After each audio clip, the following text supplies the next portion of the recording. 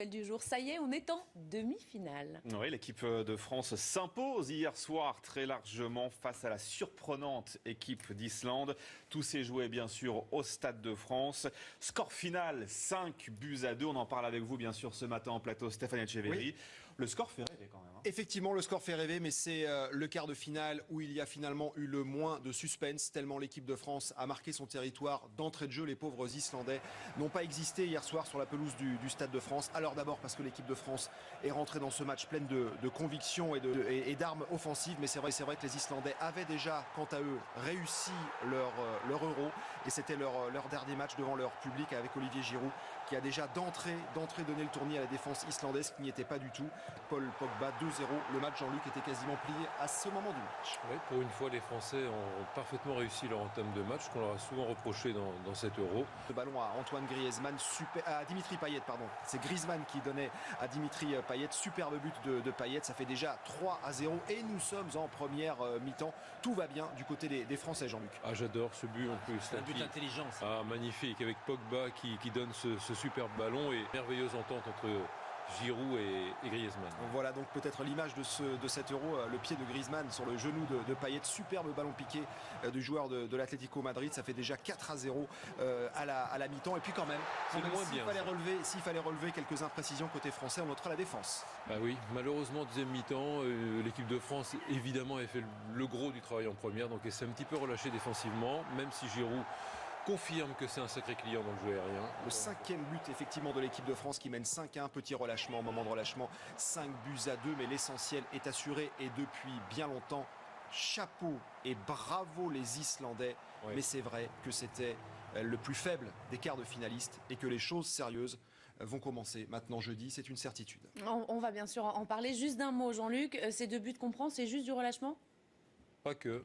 C'est ça qui est inquiétant. C'est un petit problème défensif. C'est-à-dire à chaque fois qu'on a été sollicité derrière par des équipes qui ne sont pas en plus des grosses équipes qui attaquent et qui posent de gros problèmes défensifs, on a été en difficulté. La fin du match est compliquée parce qu'il veut sortir Koscielny des champs pour le ménager. Il est sous la menace d'un carton. Donc on se retrouve avec une défense centrale un petit peu bancale. Mais oui, un peu de relâchement et puis toujours ces petites insécurités défensives. Ouais. Voilà donc pour le match, on va bien sûr en reparler dans quelques instants, mais on voyait ces images il y a quelques instants, la joie des supporters français, des millions de Français derrière les Bleus bien sûr hier soir, chez eux, dans les bars, dans les fan zones aussi. Images commentées par Lucie Chomette et Vincent Gabin. Ils n'avaient que ce mot à la bouche, les demi-finales. Hier soir, les supporters français ont eu le droit à un festival de buts. Avec Giroud d'abord, auteur d'un doublé. Puis c'est au tour de Pogba, Griezmann et Payet.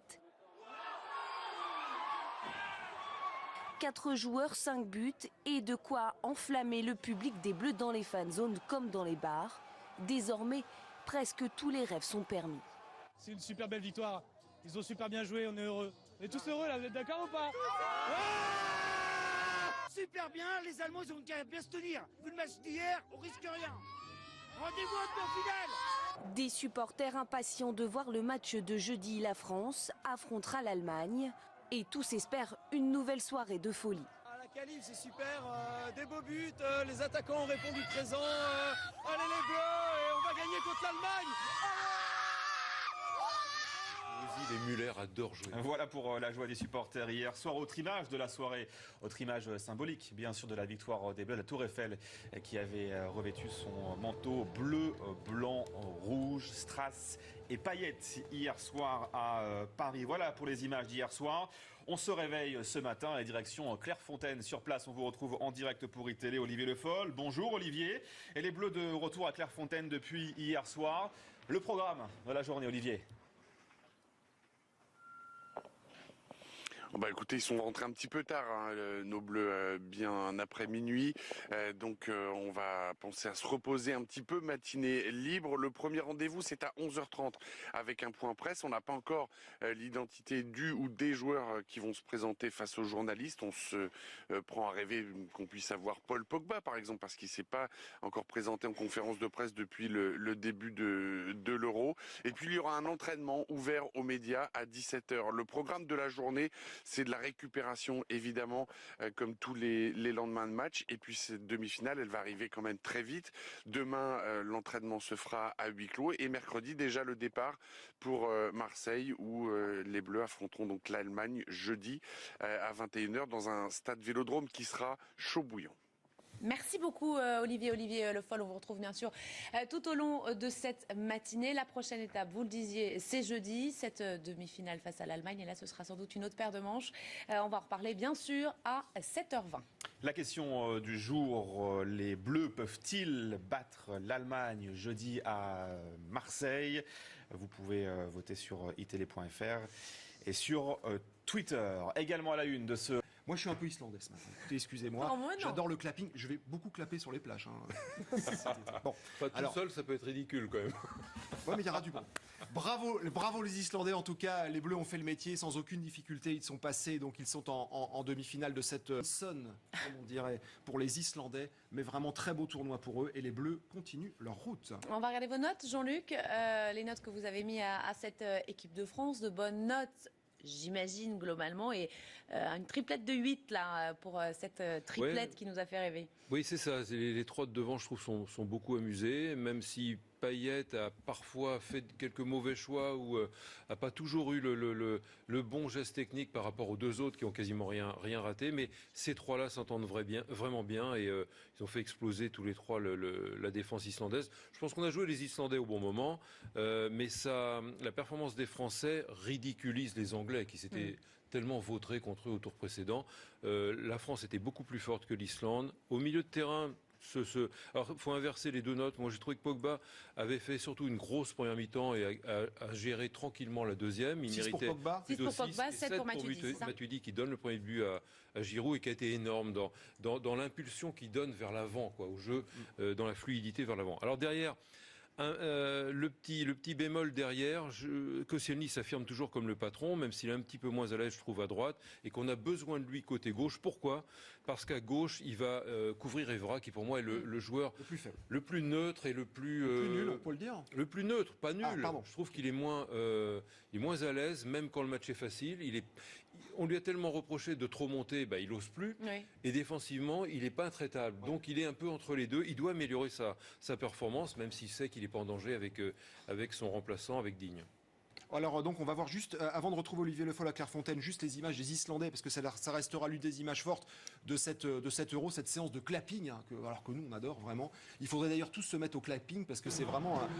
alors ça c'est à Reykjavik. Alors ça c'est à Reykjavik. La fan zone. La fan zone de Reykjavik, où il y avait évidemment énormément d'Islandais. C'était le match à ne pas rater pour eux, où il a fait donc jour toute la nuit là-bas, puisque le soleil était là en permanence autour de ces équipes d'Islande, avec ce public au Stade de France. Ça restera, les amis, quand même, un moment de communion très fort. C'était leur premier Euro pour les Islandais. Leur premier Euro, quart de finale quand même. Ils ont battu l'Angleterre, la grosse révélation de cet Euro. Voilà, et leur premier stop. Juste un tweet de Yannick Agnel. Vous savez, le nageur français avait promis, si l'Islande gagnait, de nager, de faire le tour de l'Islande à la nage. Regardez ce qu'il a tweeté à la fin de la rencontre. Je veux pas vous mentir, je suis soulagé. Dégonflé. Voilà. Ah non, il tient sa promesse. Attendez, vous êtes gonflé. Bon, alors voilà, donc c'est l'Allemagne maintenant. On va peut-être aller voir Olivier Le Foll du côté de Clairefontaine. Match jeudi, Olivier, alors que les Français ont poireauté, ont attendu à Clairefontaine que les semaines duraient des mois. Eh bien, ça sera une semaine très raccourcie pour les Bleus. Comment ils vont gérer cette affaire ?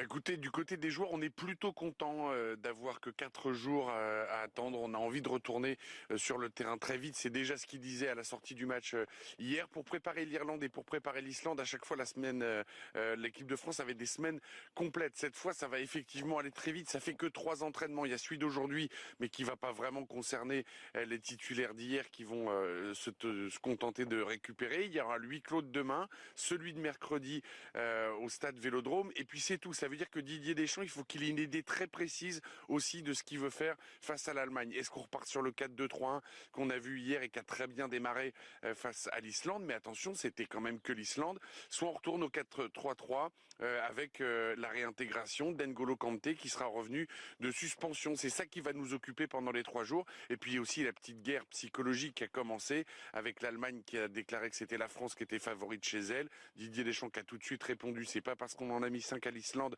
qu'on doit être favori. L'Allemagne est championne du monde. Voilà, on essaye de se mettre la pression les uns sur les autres et ça va être comme ça jusqu'à jeudi. Olivier Le Foll en direct de Clairefontaine. Jean-Luc, effectivement, l'Allemagne, c'est pas l'Islande. Hein. Et en même temps, c'est peut-être le meilleur moment pour prendre l'Allemagne.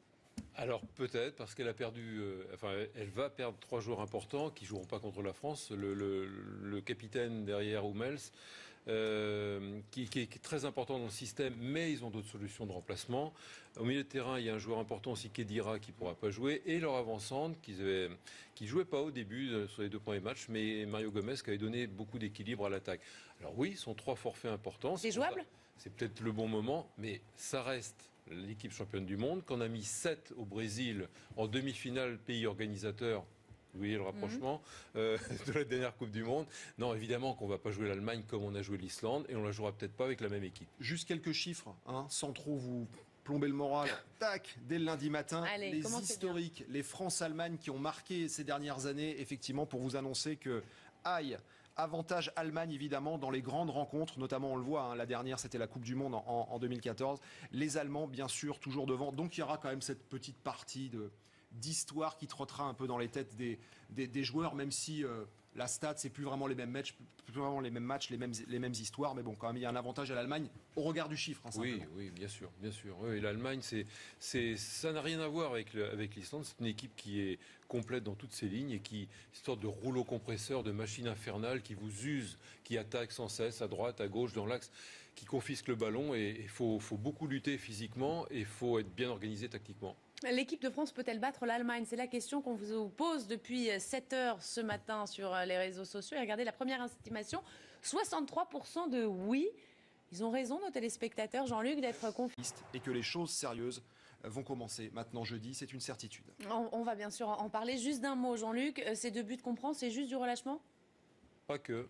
C'est ça qui est inquiétant. C'est un petit problème défensif, c'est-à-dire à chaque fois qu'on a été sollicité derrière par des équipes qui ne sont pas en plus des grosses équipes qui attaquent et qui posent de gros problèmes défensifs, on a été en difficulté. La fin du match est compliquée parce qu'il veut sortir Koscielny, Deschamps pour le ménager, il est sous la menace d'un carton, donc on se retrouve avec une défense centrale un petit peu bancale, mais oui, un peu de relâchement et puis toujours ces petites insécurités défensives. Ouais. Voilà donc pour le match, on va bien sûr en reparler dans quelques instants, mais on voyait ces images il y a quelques instants, la joie des supporters français, des millions de Français derrière les Bleus bien sûr hier soir, chez eux, dans les bars, dans les fan zones aussi. Images commentées par Lucie Chomette et Vincent Gabin. Ils n'avaient que ce mot à la bouche, les demi-finales. Hier soir, les supporters français ont eu le droit à un festival de buts. Avec Giroud d'abord, auteur d'un doublé. Puis c'est au tour de Pogba, Griezmann et Payet. 4 joueurs, 5 buts et de quoi enflammer le public des Bleus dans les fan zones comme dans les bars. Désormais, presque tous les rêves sont permis. C'est une super belle victoire. Ils ont super bien joué, on est heureux. On est tous heureux là, vous êtes d'accord ou pas? Super bien, les Allemands ils ont qu'à bien se tenir. Vu le match d'hier, on risque rien. Rendez-vous en demi-finale. Des supporters impatients de voir le match de jeudi. La France affrontera l'Allemagne et tous espèrent une nouvelle soirée de folie. La qualif c'est super, des beaux buts, les attaquants ont répondu présent. Allez les Bleus, et on va gagner contre l'Allemagne. Du jour, ça y est, on est en demi-finale. Oui, l'équipe de France s'impose hier soir très largement face à la surprenante équipe d'Islande. Tout s'est joué bien sûr au Stade de France. Score final 5-2. On en parle avec vous bien sûr ce matin en plateau, Stéphane Etcheverry. Oui.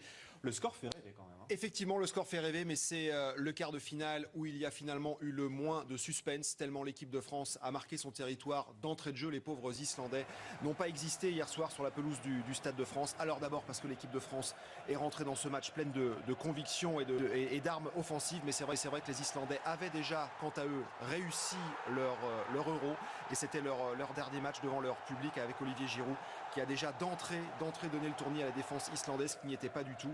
Paul Pogba 2-0, le match, Jean-Luc, était quasiment plié à ce moment du match. Oui, pour une fois, les Français ont parfaitement réussi leur entame de match, qu'on leur a souvent reproché dans cet Euro. Le ballon à Antoine Griezmann, à Dimitri Payet, pardon. C'est Griezmann qui donnait à Dimitri Payet, superbe but de Payet, ça fait déjà 3-0 et nous sommes en première mi-temps. Tout va bien du côté des Français, Jean-Luc. Ah, j'adore ce but en plus. Un but intelligent. Ah, magnifique, avec Pogba qui donne ce superbe ballon et merveilleuse entente entre Giroud et Griezmann. Voilà donc peut-être l'image de cet Euro, le pied de Griezmann sur le genou de Payet, superbe ballon piqué du joueur de l'Atlético Madrid. Ça fait déjà 4-0 à la mi-temps, et puis quand même s'il fallait relever quelques imprécisions côté français, on notera la défense. Ah oui, malheureusement deuxième mi-temps, l'équipe de France évidemment a fait le gros du travail en première, donc elle s'est un petit peu relâchée défensivement, même si Giroud confirme que c'est un sacré client dans le jeu aérien. Le 5e but effectivement de l'équipe de France qui mène 5-1, petit relâchement au moment de relâchement, 5 buts à 2, mais l'essentiel est assuré et depuis bien longtemps.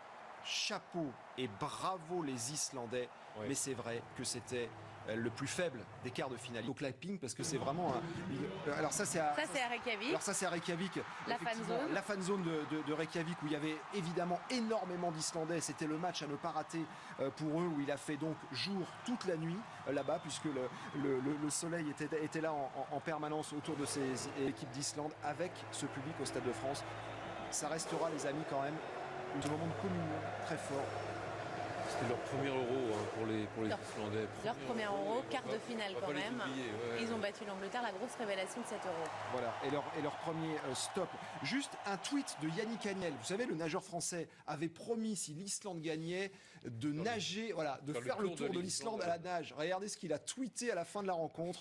Je veux pas vous mentir, je suis soulagé. Dégonflé. Voilà. Ah non, il tient sa promesse. Attendez, vous êtes gonflé. Bon, alors voilà, donc c'est l'Allemagne maintenant. On va peut-être aller voir Olivier Le Foll du côté de Clairefontaine. Match jeudi, Olivier, alors que les Français ont poireauté, ont attendu à Clairefontaine que les semaines duraient des mois. Eh bien, ça sera une semaine très raccourcie pour les Bleus. Comment ils vont gérer cette affaire ? Bah écoutez, du côté des joueurs, on est plutôt content d'avoir que 4 jours à attendre. On a envie de retourner sur le terrain très vite. C'est déjà ce qu'il disait à la sortie du match hier. Pour préparer l'Irlande et pour préparer l'Islande, à chaque fois la semaine, l'équipe de France avait des semaines complètes. Cette fois, ça va effectivement aller très vite. Ça fait que 3 entraînements. Il y a celui d'aujourd'hui, mais qui va pas vraiment concerner les titulaires d'hier, qui vont se contenter de récupérer. Il y aura le huis clos de demain, celui de mercredi au stade Vélodrome, et puis c'est tout. Ça veut dire que Didier Deschamps, il faut qu'il ait une idée très précise aussi de ce qu'il veut faire face à l'Allemagne. Est-ce qu'on repart sur le 4-2-3-1 qu'on a vu hier et qui a très bien démarré face à l'Islande? Mais attention, c'était quand même que l'Islande. Soit on retourne au 4-3-3 avec la réintégration. Bravo les Islandais, en tout cas. Les Bleus ont fait le métier sans aucune difficulté. Ils sont passés, donc ils sont en demi-finale de cette sonne, comme on dirait, pour les Islandais. Mais vraiment très beau tournoi pour eux. Et les Bleus continuent leur route. On va regarder vos notes, Jean-Luc. Les notes que vous avez mises à cette équipe de France. De bonnes notes, j'imagine, globalement. Et une triplette de 8 là, pour cette triplette qui nous a fait rêver. Oui, c'est ça. Les 3 de devant, je trouve, sont beaucoup amusés. Même si Payet a parfois fait quelques mauvais choix ou a pas toujours eu le bon geste technique par rapport aux 2 autres qui ont quasiment rien raté. Mais ces 3-là s'entendent vraiment bien et ils ont fait exploser tous les 3 la défense islandaise. Je pense qu'on a joué les Islandais au bon moment, mais la performance des Français ridiculise les Anglais qui s'étaient tellement vautrés contre eux au tour précédent. La France était beaucoup plus forte que l'Islande. Au milieu de terrain, alors, il faut inverser les 2 notes. Moi, j'ai trouvé que Pogba avait fait surtout une grosse première mi-temps et a géré tranquillement la deuxième. Il 6 méritait pour Pogba, 6 pour Pogba, 7 pour Matuidi, qui donne le premier but à Giroud et qui a été énorme dans l'impulsion qu'il donne vers l'avant, au jeu, dans la fluidité vers l'avant. Alors derrière, Le petit bémol derrière, Koscielny s'affirme toujours comme le patron, même s'il est un petit peu moins à l'aise, je trouve, à droite, et qu'on a besoin de lui côté gauche. Pourquoi ? Parce qu'à gauche, il va couvrir Evra, qui pour moi est le joueur Le plus faible. le plus neutre et le plus Nul, on peut le dire. le plus neutre, pas nul. Ah, pardon. Je trouve qu'il est moins à l'aise, même quand le match est facile. On lui a tellement reproché de trop monter, il n'ose plus. Oui. Et défensivement, il n'est pas intraitable. Donc il est un peu entre les deux. Il doit améliorer sa performance, même s'il sait qu'il n'est pas en danger avec son remplaçant, avec Digne. Alors donc on va voir juste, avant de retrouver Olivier Le Foll à Clairefontaine, juste les images des Islandais, parce que ça restera l'une des images fortes de cet Euro, cette séance de clapping, alors que nous on adore vraiment. Il faudrait d'ailleurs tous se mettre... Adore jouer. Voilà pour la joie des supporters hier soir. Autre image de la soirée, autre image symbolique, bien sûr, de la victoire des Bleus, la Tour Eiffel qui avait revêtu son manteau bleu, blanc, rouge, strass et paillettes hier soir à Paris. Voilà pour les images d'hier soir. On se réveille ce matin et direction Clairefontaine. Sur place, on vous retrouve en direct pour iTélé, Olivier Le Foll. Bonjour Olivier. Et les Bleus de retour à Clairefontaine depuis hier soir. Le programme de la journée, Olivier. Écoutez, ils sont rentrés un petit peu tard, nos Bleus, bien après minuit. Donc on va penser à se reposer un petit peu, matinée libre. Le premier rendez-vous, c'est à 11h30 avec un point presse. On n'a pas encore l'identité du ou des joueurs qui vont se présenter face aux journalistes. On se prend à rêver qu'on puisse avoir Paul Pogba, par exemple, parce qu'il ne s'est pas encore présenté en conférence de presse depuis le début de l'Euro. Et puis il y aura un entraînement ouvert aux médias à 17h. Le programme de la journée, c'est de la récupération, évidemment, comme tous les lendemains de match. Et puis cette demi-finale, elle va arriver quand même très vite. Demain, l'entraînement se fera à huis clos. Et mercredi, déjà le départ pour Marseille, où les Bleus affronteront donc l'Allemagne jeudi à 21h dans un stade Vélodrome qui sera chaud bouillant. Merci beaucoup Olivier Le Foll. On vous retrouve bien sûr tout au long de cette matinée. La prochaine étape, vous le disiez, c'est jeudi, cette demi-finale face à l'Allemagne. Et là, ce sera sans doute une autre paire de manches. On va en reparler bien sûr à 7h20. La question du jour, les Bleus peuvent-ils battre l'Allemagne jeudi à Marseille ? Vous pouvez voter sur itélé.fr et sur Twitter. Également à la une de ce... Moi, je suis un peu islandais ce matin. Écoutez, excusez-moi. Non, moi, non. J'adore le clapping. Je vais beaucoup clapper sur les plages. Bon, Pas tout seul, ça peut être ridicule quand même. ouais, mais il y aura du